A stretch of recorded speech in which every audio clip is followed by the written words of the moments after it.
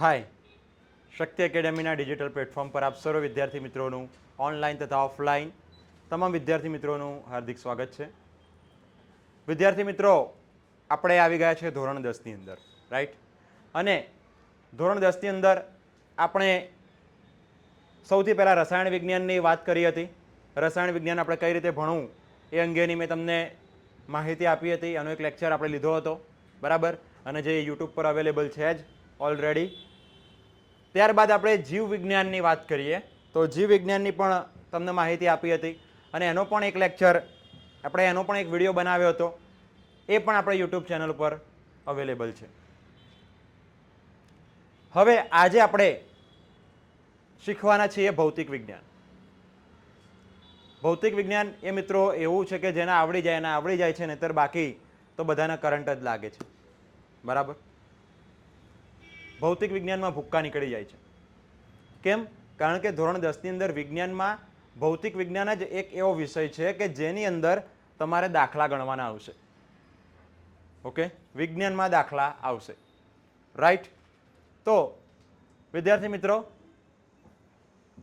શક્તિ academy, જો boss આટલું કરીએ ને તો ભૌતિક વિજ્ઞાનના ભડાકે ભડાકા. કમિન. ઓકે, જો બોસ આટલું કરીએ તો ભૌતિક વિજ્ઞાનના ભડાકે ભડાકા. એટલે તમે જોઈ લો અહીંયા આ ભાઈ, બરાબર? સ્ટાન્ડર્ડ 10 સાયન્સ ફિઝિક્સ ઇન્ટ્રો મતલબ ઇન્ટ્રોડક્શન, પરિચય. તો આપણે ભૌતિક વિજ્ઞાનનો પરિચય મેળવવાનો છે.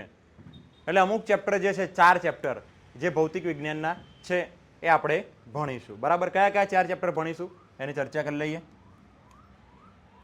સૌથી પહેલું પ્રકરણ નંબર 9. પ્રકરણ નંબર 9 એનું નામ છે પ્રકાશ, પરાવર્તન અને વક્રીભવન. ભાઈ જો શું છે? પ્રકાશ, પરાવર્તન અને વક્રીભવન, રાઈટ? પરાવર્તન કોને કહેવાય? તો કે જઈને પાછું આવે એને શું કહેવાય? પરાવર્તન. જઈને પાછું આવે એને શું કહેવાય? પરાવર્તન. અને વક્રીભવન કોને કહેવાય? અંદરથી આર પાર નીકળી જાય ને અને વાંકું વળીને નીકળે ને તો એને કહેવાય વક્રીભવન. અત્યારે હાલ તો આપણી જોડે થોડોક લાઇટેડ વાળો રૂમ છે, બરાબર? હમણાં આપણે આનો થોડો પ્રેક્ટિકલ કરીને હું તમને સમજાવીશ. થોડુંક અંધારું થવા દો. ઓકે, અંધારું થશે ત્યારે ડાર્ક રૂમની અંદર આપણે પ્રેક્ટિકલ કરીશું અને હું તમને પ્રેક્ટિકલ કરીને બતાવીશ કે ભાઈ કઈ રીતે પ્રકાશનું પરાવર્તન થાય છે અને કઈ રીતે પ્રકાશનું વક્રીભવન થાય છે. જો સપોઝ કે આપણી પાસે આ એક અરીસો છે, ઓકે? એમાંથી જ્યારે પ્રકાશનું કિરણ આમ પાસ થાય છે અને પાસ થઈને અહીંયા અથડાઈને આમ પાછું આવે છે, આવ્યું પાછું, તો એને શું કહેવાય? પરાવર્તન. એને શું કહેવાય? પરાવર્તન. પાછું આવે એટલે પરાવર્તન. આટલું ખબર પડી? શબ્દ યાદ રાખવાના. જો કોઈ પણ વિષય અઘરો નથી, પણ જો એ વિષયની પરિભાષા તમને આવડતી હોય તો પરાવર્તન. આપણે ગુજરાતીમાં સામાન્ય રીતે શું કહીએ? પાછું આવવું. પાછું આવવું યાદ રહી જાય, પણ પરાવર્તનનો મતલબ એ જ થાય, પણ વિજ્ઞાનની ભાષામાં પરાવર્તન કહેવાય. આપણે લોકલ ભાષાના અંદર આપણે કહીએ એને પાછું આવવું, રાઈટ? ચલો બીજું એક એક્ઝામ્પલ અહીંયા જોઈએ કે આ એક કિરણ અહીંથી આમ જઈ રહ્યું છે, ઓકે? પછી અહીંયાથી એ શું થઈ ગયું? જો જવું જોઈતું તો આમ સીધું, પણ ગયું ના. સીધું ગયું ના, તો થોડું ઘણું આમ શું થઈ ગયું? ઉપરની તરફ વાંકું વળી ગયું. મતલબ આ એક લેન્સ છે. આ શું છે? એક લેન્સ, બરાબર? કાચ છે એક જાતનું. આમાંથી કિરણ આમ જશે અને પછી અહીંથી આમ જતું રહેશે. પહેલા શાંતિથી આમ આવતું હતું, પછી અહીંયાથી અચાનક આમ જતું રહ્યું. તો આ શું થઈ ગયું? વક્રીભવન. વાંકું વળી જવું એટલે એને કહેવાય વક્રીભવન. પાછું આવવું તો પરાવર્તન. બોલો. અને વાંકું વળી જવું તો વક્રીભવન. પાછું આવવું તો વાંકું વળી જવું તો ઓકે, રાઈટ. પણ હવે એને પહેલા પણ એક વસ્તુ સાંભળી લો કે આ એક કિરણ છે, અહીંયાથી આમ જઈ રહ્યું છે. મતલબ આ કિરણ આટલાથી લઈને આટલા સુધી પહોંચે છે અને આ સપાટી ઉપર અથડાય છે. અથડાયું તો એને શું કહેવાય ખબર છે? આપાત કિરણ. આમ કોકની પર આમ નાખ્યું હોય ને તો એને શું કહેવાય? આપાત. શું કહેવાય એને? આપાત. જેમ કે મારી પાસે એક બોલ હોય અને હું આ દિવાલ ઉપર આમ નાખું તો મેં બોલ કોની પર આપાત કર્યો કહેવાય? દિવાલ ઉપર બોલ આપાત કર્યો એમ કહેવાય.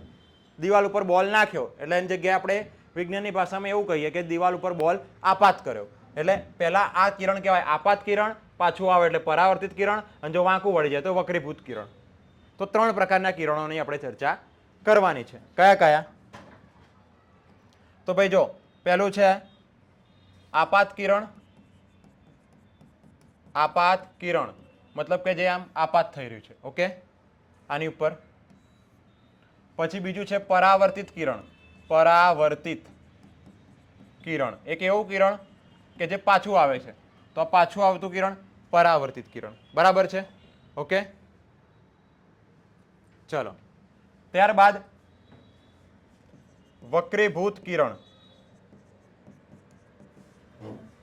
સોરી, વક્રીભૂત કિરણ મતલબ કે આ આમ જવું જોઈતું હતું પણ એની જગ્યાએ ગયું આમ, તો આપણે એને કહી દઈશું વક્રીભૂત કિરણ. બોલો, ખબર પડી ગઈ? તો 3 પ્રકારના કિરણો આવે છે: આપાત કિરણ, પરાવર્તિત કિરણ અને વક્રીભૂત કિરણ. બોલો, ખ્યાલ આવી ગયો? આ ચેપ્ટર જે છે 9મું ચેપ્ટર એ સૌથી વધારેમાં વધારે માર્ક્સનું છે, એટલા માટે તમે એમાં ખાસ ધ્યાન આપજો. સૌથી વધારેમાં વધારે માર્ક્સ હોય તો આ ચેપ્ટરના, અને આની અંદર દાખલા પણ આવે છે, ઓકે, દાખલાવાળું ચેપ્ટર, રાઈટ? ચલો,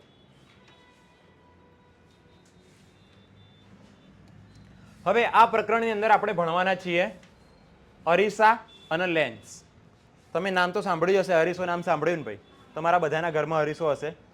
લેન્સ નામ સાંભળ્યું તમે? લેન્સ, શું લેન્સને તમે જોયો છે? કેટલા લોકોએ લેન્સ જોયો છે? હાથ ઊંચો કરો તો. હાથ ઊંચો કરો તો. ઓકે ભાઈ, તમે જે ચશ્મા પહેર્યા છે, જે ચશ્માવાળા બાળકો છે, એ એક જાતનો લેન્સ જ છે ભાઈ. તમે જે ચશ્મા પહેર્યા છે એક જાતનું શું છે? લેન્સ જ કહેવાય. ખબર પડી હવે? તો બધા તમે જુઓ તમારી આજુબાજુમાં કોણે ચશ્મા પહેર્યા છે? જેને ચશ્મા પહેર્યા એને લેન્સ પહેર્યો છે, બરાબર? ઓકે, પડી ગઈ ખબર?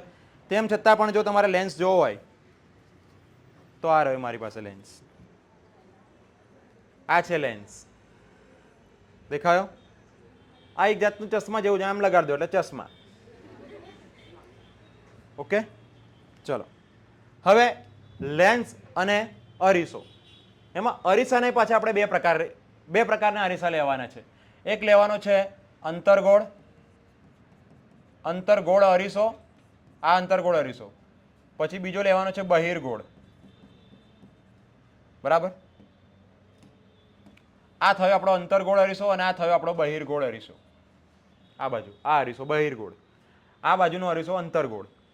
અંતર્ગોળ મતલબ કેવો અરીસો કહેવાય? કે અંદરની બાજુ એની એકદમ લીસી હશે અને બહારની બાજુ ખરબચડી હશે. મતલબ બહારની બાજુને કંઈ લેવા દેવા નથી, પણ અંદરની બાજુને લેવા દેવા છે. અંદરની બાજુનો અરીસો હોય મસ્ત લીસો અરીસો, બરાબર? તો એને કહેવાય અંતર્ગોળ અરીસો. તો આ રહ્યો આપણો અંતર્ગોળ અરીસો. એવી જ રીતે બહિર્ગોળ અરીસો. બહિર્ગોળ અરીસામાં કેવું હોય? અંદરની બાજુ રફ હોય, ખરબચડી હોય, એનાથી આપણને કોઈ લેવા દેવા નથી. પણ જે બહારની બાજુની જે સપાટી છે એ એકદમ લીસી અને ચળકાટવાળી હોય અને એમાંથી પ્રકાશ પરાવર્તિત થતો હોય, ઓકે? તો આ એક અંતર્ગોળ અરીસો અને આ થઈ ગયો આપણો બહિર્ગોળ અરીસો. બોલો, ખબર પડી? અંદરની બાજુ ગોળ હોય એને કહેવાય અંતર્ગોળ અરીસો, અને બહારની બાજુ ગોળ હોય તો એને કહેવાય બહિર્ગોળ અરીસો. અંતર્ગોળ બહિર્ગોળ, અંતર્ગોળ બહિર્ગોળ. ખબર પડી? અંતર્ગોળ બહિર્ગોળ બે અરીસા આવશે. કયા કયા અરીસા? અંતર્ગોળ અરીસો, બહિર્ગોળ અરીસો. અંતર્ગોળ અરીસો, બહિર્ગોળ અરીસો, ઓકે? પછી એવા ને એવા પાછા બે લેન્સ. જો આ અંતર્ગોળ લેન્સ કહેવાય. લેન્સમાં કેવું, જો અરીસામાં કેવું હોય કે તમે આમ ઉભા રહો ને અરીસાની સામે એટલે તમારું પ્રતિબિંબ દેખાય. અરીસાની પાછળ શું હોય એ તમને દેખાય? એ ના દેખાય. અરીસામાં એવું હોય કે તમે અરીસાની પાછળનું કંઈ ના જોઈ શકો, પણ લેન્સમાં કેવું હોય કે તમે લેન્સની અંદર એની પાછળનો ભાગ જોઈ શકો. ચલો, તમે જોઈ શકો છો કે નહીં? આ લેન્સની પાછળનો ભાગ તમને મારું મોઢું દેખાતું હશે? કંઈક ને કંઈક તો દેખાય છે ને એની પાછળ. ચલો, અહીંયા જુઓ તો સફેદ સફેદ દેખાય, ઓકે? હે, એવું છે? તો તને મોતિયો આવ્યો લાગે છે. ચલો, ખબર પડી? તો લેન્સ બે પ્રકારના છે. આ છે અંતર્ગોળ લેન્સ,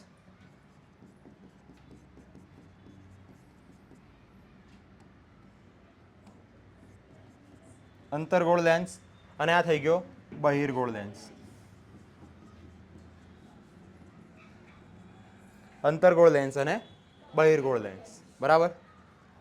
હવે આ અંતર્ગોળ છે, તમને દેખાઈ આવે કે બે બાજુથી આમ થઈ ગયો, અંદરની બાજુ ગોળ એટલે અંતર્ગોળ અને બહારની બાજુ ગોળ એટલે બહિર્ગોળ. આટલું આવડી જાય કે નહીં? અંદરની બાજુ ગોળ એટલે અંતર્ગોળ. પણ એકચ્યુઅલમાં આવો ના દેખાય. હો, એકચ્યુઅલમાં આવું તમે જોઈ શકો છો એવું ના હોય. આ પણ તમે જોવો છો એવું ના હોય. જો તમને બતાવું,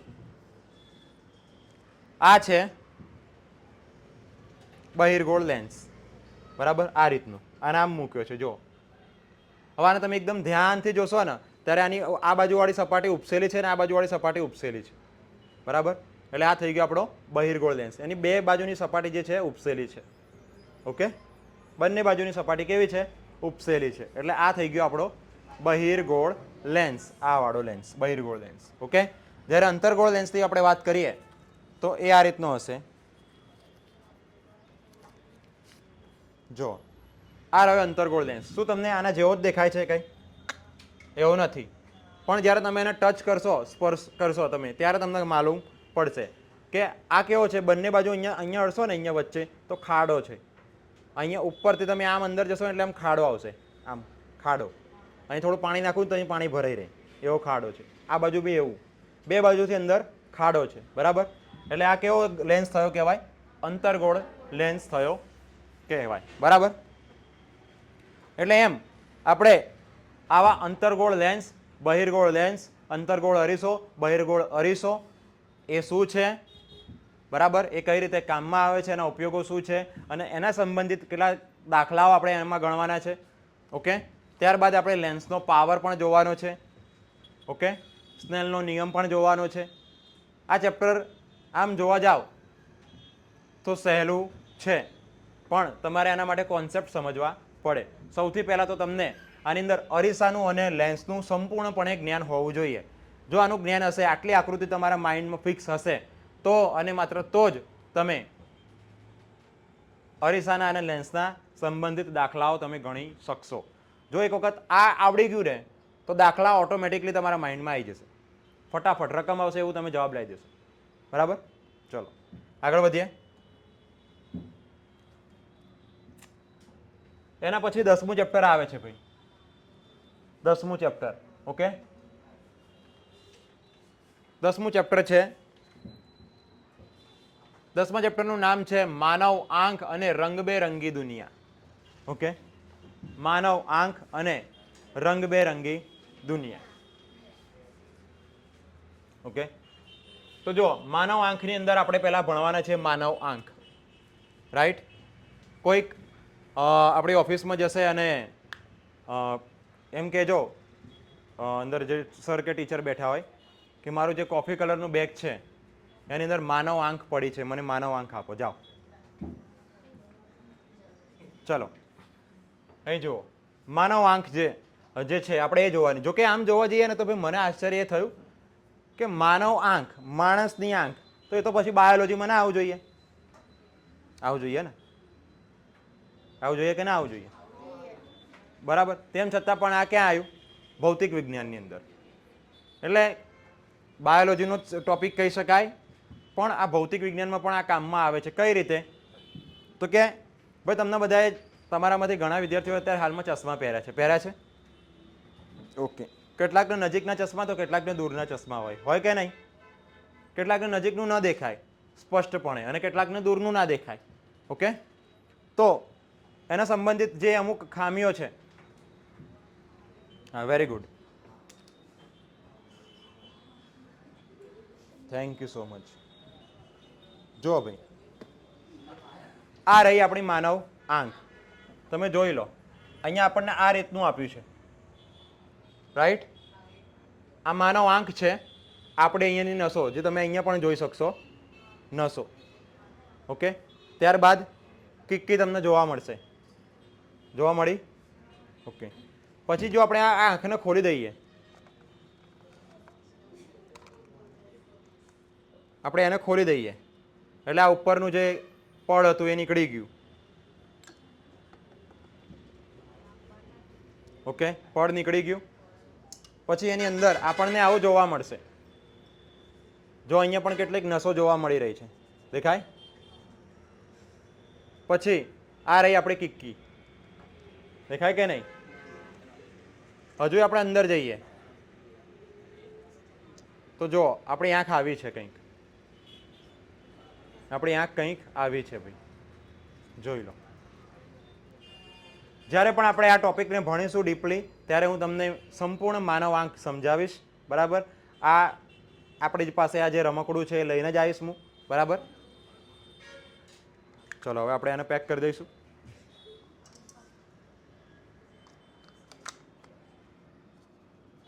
આંખ તો ભાઈ કેમેરો કહેવાય આપણો, એટલે એને સાચવવી પડે. ઓકે, ચલો તો આવી ગઈ માનવ આંખ.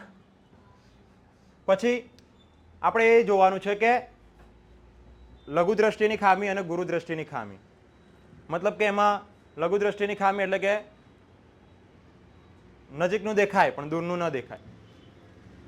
ઓકે, એટલે લઘુ દ્રષ્ટિની ખામી. અને ગુરુ દ્રષ્ટિની ખામી એટલે કે દૂરનું દેખાય પણ નજીકનું ન દેખાય.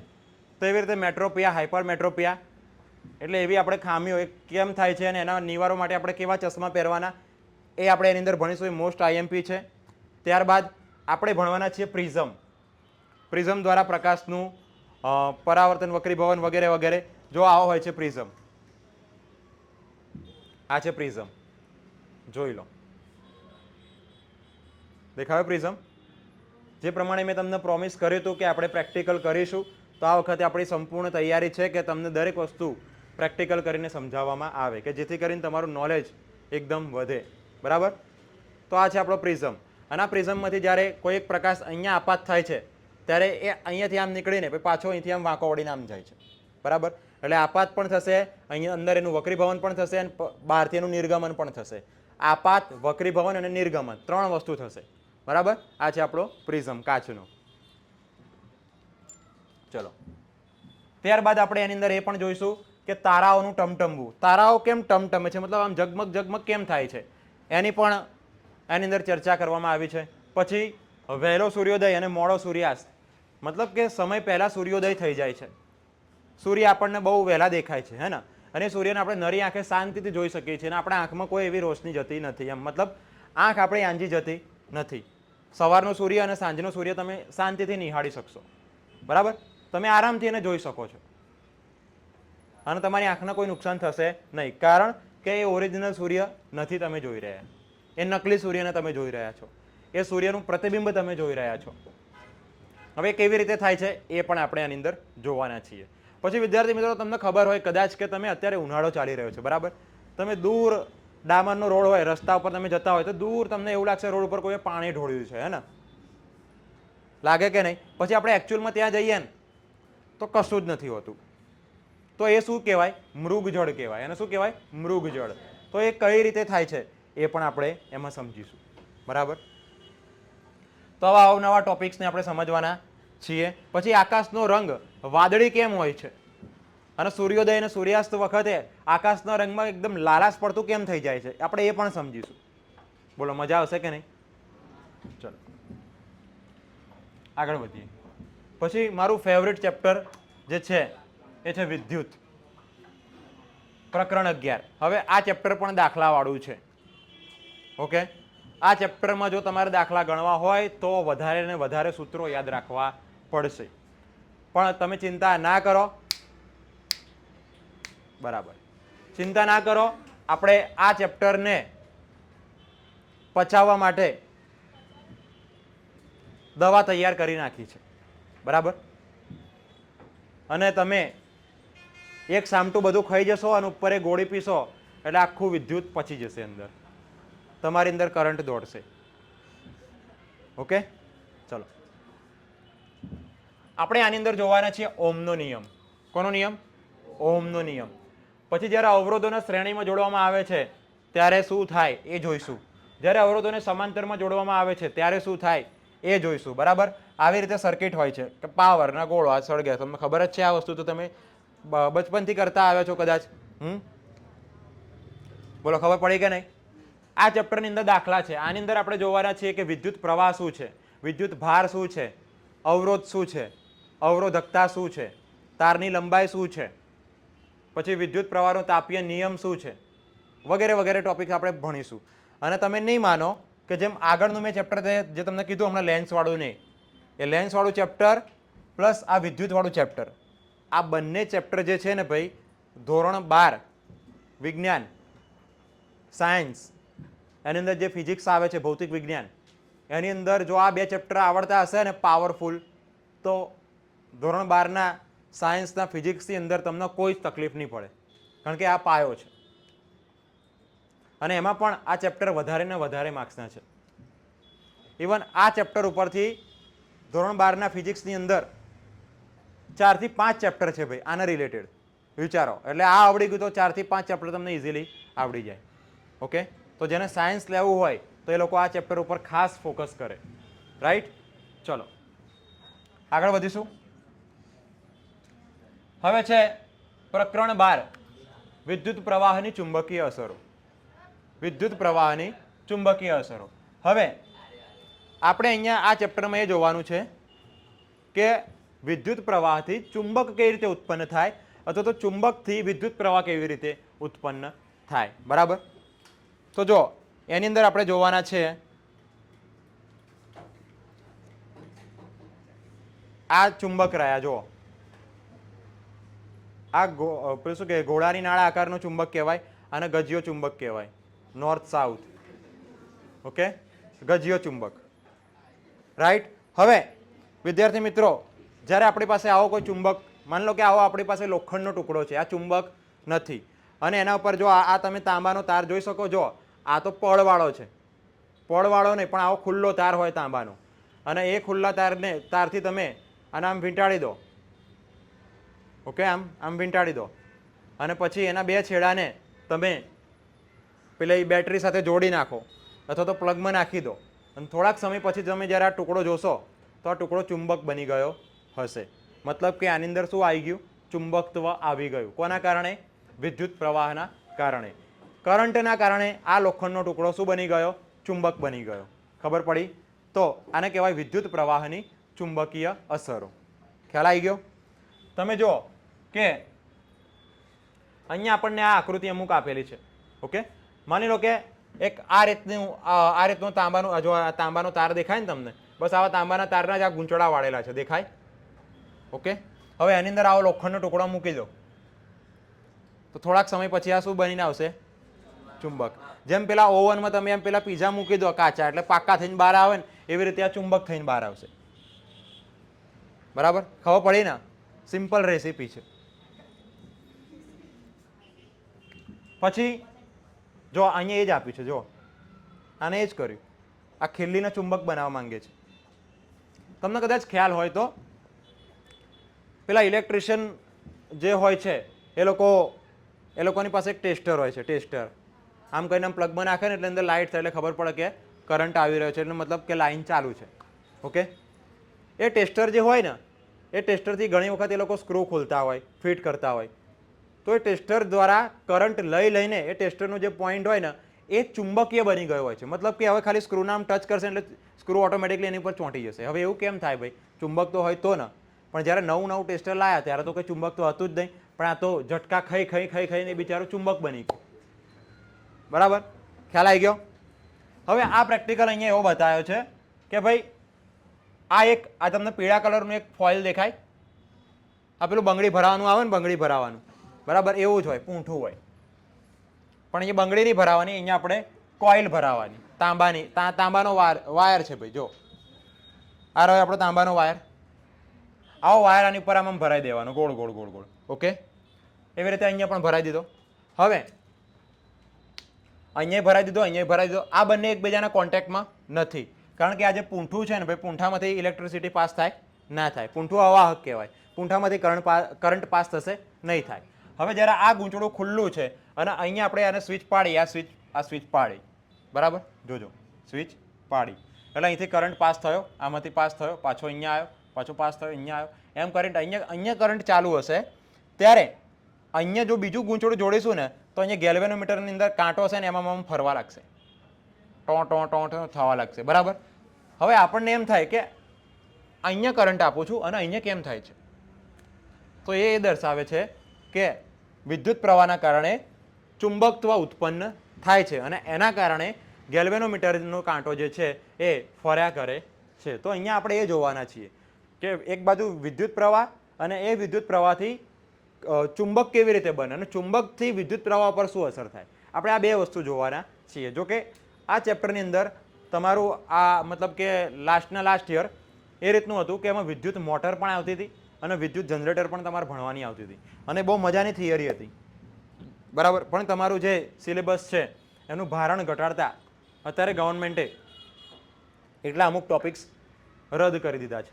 એટલે આ ચેપ્ટર જે છે એ સાવ ટૂંકું અને ટચ બનાવી દીધું છે, બરાબર. અત્યારે હાલ તમારે જે પહેલાં 16 ચેપ્ટર આવતા હતા તે પૈકી હવે માત્ર ને માત્ર 13 જ ચેપ્ટર આવે છે. એટલે તમારે 13 જ ચેપ્ટરમાં મહેનત કરવાની. તો પછી તો શાંતિથી જ કરાય ને ભાઈ મહેનત, હે ને. પછી 13 ચેપ્ટર કેવા કરવાના? પાક્કા કરવાના. પહેલાં 16 આવતા હતા તો કદાચ તમે ના પહોંચી વળત, પણ હવે તો 13 આવે છે ને એમાંથી કેટલાક ચેપ્ટરમાં તો સિલેબસ કાપી દીધો છે, બરાબર. એટલે હવે આપણે કરવાનું તો ઓછું જ થઈ ગયું ને કામકાજ, પણ ઓછું કરવાનું પણ પરફેક્ટ કરવાનું. હવે ખ્યાલ આવી ગયો.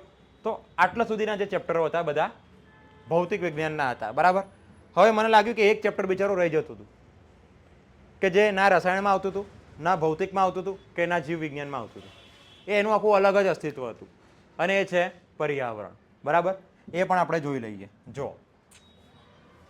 આપણું પર્યાવરણ આપણી આજુબાજુનું જે છે એની અંદર આપણે મિત્રો જોવાના છીએ આહાર ઝાડ, આહાર શૃંખલા. મતલબ કે તમે જુઓ પહેલાં જે આ વનસ્પતિ હોય તો એને કોણ ખાય? તો જો આ તિત્તી ગોળો ખાય. આ તિત્તી ગોળાને કોણ ખાય? તો કે દેડકો ખાય, બરાબર. પછી આ દેડકાને કોણ ખાઈ જાય? તો કે ભાઈ જો દેડકાને કાં તો સાપ ખાઈ જાય કાં તો પછી આ સમડી ખાઈ જાય. ઓકે, મતલબ કે દરેક જીવ એ બીજા જીવનો આહાર છે. ઓકે, અને આનાથી શું બને છે? આખી આહાર ઝાડ બને છે. આનાથી શું બને છે? આહાર ઝાડ. ઓકે, તમે જુઓ કે જેમ કે આ ફ્લાવરિંગ પ્લાન્ટ, જો આ ફૂલવાળો પ્લાન્ટ છે, બરાબર. એને કોણ ખાય છે? તો કે બટરફ્લાય, એટલે કે પતંગિયું. પતંગિયાને કોણ ખાઈ જાય? તો કે દેડકો અથવા તો આ ડ્રેગન ફ્લાય, આ મોટી ફ્લાય આવે ને જે હેલિકોપ્ટર જેવી, બરાબર, એ એને ખાઈ જશે. આને કોણ ખાય પાછું? તો કે આવું પક્ષી ખાઈ જાય. આ નાના પક્ષીને કોણ ખાય? તો કે ઈગલ ખાઈ જાય, સમડી, બરાબર. પછી અમુક વખત એવું થાય કે આવા ગ્રાસ હોપર એટલે કે તિત્તી ગોળાને પાછું ઉંદર પણ ખાય અને ઉંદરને સાપ ખાય ને સાપને પાછું સમડી ખાય. ઓકે, એટલે દરેક જીવ છે એને ક્યાંકથી ક્યાંકથી ખોરાક મળે છે અને આનાથી શું રચાય છે ભાઈ? આહાર ઝાડ. શું રચાય છે? આહાર ઝાડ. એક ઝાડી જેવું લાગે ને તમને, એક વેબ બની ગયો એવું લાગે છે. એના પછી વિદ્યાર્થી મિત્રો આપણે જોવાના છીએ આ ટોપિક. સૌથી પહેલા હોય છે પ્રોડ્યુસર્સ, એટલે કે ઉત્પાદકો. મતલબ કે લીલી વનસ્પતિને એ લોકો પોતે પોતાનો ખોરાક જાતે બનાવે છે, કોઈના ઉપર ડિપેન્ડ હોતા નથી. ઓકે, એટલે એમને પોતાનો ખોરાક જાતે બનાવી લીધો. હવે એમને કોણ ખાશે? તો કે પ્રાથમિક ઉત્પાદકો, પ્રાથમિક ઉપભોગી. પ્રાથમિક ઉપભોગી મતલબ કે ગાય છે, ભેંસ છે, ઓકે, બકરી છે. તો એ લોકો બધા ઘાસ ઉપર ડિપેન્ડ હશે ને ભાઈ. તો આ લોકોને કોણ ખાશે? પ્રાથમિક ઉપભોગીઓ. એટલે જેમ કે બકરી, ગાય, ભેંસ વગેરે વગેરે જે શાકાહારી પ્રાણીઓ છે એ આને ખાશે. પછી આ લોકોને કોણ ખાય? તો કે દ્વિતીય ઉપભોગી. દ્વિતીય ઉપભોગી જે હશે એ બધા માંસાહારી હશે, જેમ કે વાઘ ને ચિત્તો ને બધા. તો એ લોકો શું ખાશે? માત્ર ને માત્ર માંસ ખાશે. ઓકે, એટલે એ લોકો કોનો ઉપભોગ કરશે? પ્રાથમિક ઉપભોગીઓનો ઉપભોગ દ્વિતીય ઉપભોગીઓ કરશે, બરાબર. પછી એમને એ લોકોને કોણ ખાય? તો પછી છેલ્લે આવે માણસ. ઓકે, જે તૃતીય ઉપભોગી કહેવાય. આપણે અહીંયા ચતુર્થક ઉપભોગી નથી, આપણે અહીંયા તૃતીય ઉપભોગી સુધીનું જ છે. ઓકે, તો તૃતીય ઉપભોગી કે જેમાં એ લોકો આવશે કે જે મિશ્રાહારી હોય, મતલબ કે શાકાહાર પણ કરતા હોય અને માંસાહાર પણ કરતા હોય. એ લોકો એની અંદર આવી જશે. મતલબ કે આ લોકો આને ખાશે, આને ખાશે અને આને ખાશે, બધાને ખાઈ જાય. ઓકે, એકલી લીલી વનસ્પતિ પણ ખાય, એકલા માંસાહારીને પણ ખાઈ જાય અને એકલા શાકાહારી હોય તો એને પણ આ લોકો પતાવી દેશે. બોલો, ખબર પડી ગઈ? તો આની અંદર આપણે એ જોવાનું છે. ત્યારબાદ આપણે ભણવાના છીએ ઓઝોન સ્તર. ઓઝોન, ઓઝોન વાયુ છે ભાઈ, તમને ખ્યાલ છે ઓઝોન વાયુ. અને એ ઓઝોન વાયુ જે છે એ સૂર્યમાંથી આવતા હાનિકારક એવા પારજાંબલી કિરણોથી આપણું રક્ષણ કરે છે. સૂર્યમાંથી જે અલ્ટ્રાવાયોલેટ કિરણો આવે છે ને ભાઈ, એને કોણ રોકે છે? ઓઝોન વાયુ રોકે છે. ઓઝોન વાયુનું એક મોટું સ્તર આવેલું છે. તમે જુઓ, આ રહી જો ઓઝોન લેયર. આપણી પૃથ્વી છે, આ રહી આટલાથી આટલી આપણી પૃથ્વી. આ પૃથ્વીની ઉપર આટલા ઉપર આવેલું છે એક ઓઝોન વાયુનું સ્તર આવેલું છે. કોણ આવ્યું છે? ઓઝોન વાયુનું સ્તર. હવે સૂર્યમાંથી જે કિરણો આવે છે અલ્ટ્રાવાયોલેટ કિરણો, બરાબર, આ અલ્ટ્રાવાયોલેટ કિરણોને એ પાછા મોકલી દે છે કે ચલો તમે પાછા જતા રહો. ઓકે, અને આપણું રક્ષણ કરે છે. કારણ કે જો અલ્ટ્રાવાયોલેટ કિરણો પૃથ્વી પર આવી ગયા ને અને આપણી ઉપર આવ્યા ને તો આપણને અલગ અલગ પ્રકારની કેટલી બીમારી થાય, જેમ કે સ્કિન કેન્સર થઈ જાય, પછી કેટલીક વનસ્પતિઓ તો વનસ્પતિ બળી જાય, સુકાઈ જાય. ઓકે, એવું બધું થઈ શકે છે. એટલા માટે આ જે ઓઝોનનું સ્તર છે એ આપણું રક્ષણ કરે છે. કોનાથી? સૂર્યમાંથી આવતા પારજાંબલી કિરણોથી આપણું રક્ષણ કરે છે. પરંતુ આપણે પણ કંઈ ઓછા નથી. આપણે ફ્રીજ અને એસી એટલું વધારે માત્રામાં ઉપયોગ કરીએ છીએ કે જેમાંથી એક વાયુ નીકળે છે જેનું નામ છે CFC, મતલબ કે ક્લોરોફ્લોરોકાર્બન. ઓકે, આ ક્લોરોફ્લોરોકાર્બન ઉડતો ઉડતો ઉડતો ઉડતો ઉપર જશે અને ઉપર જઈને એ કોને હેરાન કરશે? ઓઝોન સ્તરને. અને ઓઝોન સ્તરને હેરાન કરીને આવું ગાબડું પાડી દેશે. હવે આવું ગાબડું પાડી દીધું તો સીધા અલ્ટ્રાવાયોલેટ કિરણો પૃથ્વી પર આવશે કે નહીં આવે? આવી જશે, બરાબર. એટલે આવું દેખાશે. જો આ ઇમેજ છે, જો આટલું મોટું ગાબડું પાડી દીધું છે. એટલે અહીંયાથી બધા જ અલ્ટ્રાવાયોલેટ કિરણો હશે પૃથ્વી પર આવશે. પડી ખબર? તો આ ઓઝોન વાયુ કઈ રીતે બને છે, એનો ઉપયોગ શું છે, આ દરેક વસ્તુ આપણે જોવાના છીએ ધોરણ 10 ની અંદર, એટલે કે આપણા છેલ્લા ચેપ્ટરની અંદર, બરાબર. આ હતું આપણું પર્યાવરણ. પછી આની અંદર આપણે એ પણ જોવાના છીએ કે પ્રદૂષણ કઈ રીતે થાય છે. વાયુ પ્રદૂષણ, ધ્વનિ પ્રદૂષણ, જળ પ્રદૂષણ, જમીન પ્રદૂષણ, અને એને અટકાવવા માટે આપણે શું શું કામ કરી શકીએ છીએ. ઓકે, તો એ બધી વસ્તુ પણ આપણે આની અંદર જોવાના છીએ, રાઈટ. અને આ સાથે આપણો આ લેક્ચર અહીં સમાપ્ત થાય છે. તો હવે આપણો જ્યારે નેક્સ્ટ લેક્ચર હવે હશે તો એ ચેપ્ટર 1 થી સ્ટાર્ટ થશે, બરાબર. મતલબ કે હવે તમને ચેપ્ટર 1 થી ભણાવવામાં આવશે. અત્યાર સુધીના આપણે ફિઝિક્સ, કેમિસ્ટ્રી, બાયોલોજી અને પર્યાવરણના જેટલા પણ ડેમો લેક્ચર્સ હતા અથવા તો જેટલા પણ પેલા શું કહેવાય સમજૂતીવાળા લેક્ચર્સ હતા કે તમારે આટલું આટલું ભણવું પડશે, ઓકે, એટલું અહીંયા પૂરું થયું છે. અને હવે જે આપણો કાર્યક્રમ છે એ રાબેતા મુજબ ચાલુ થઈ જશે. તો મળીશું હવે આપણે આવતા લેક્ચરમાં. Thank you so much.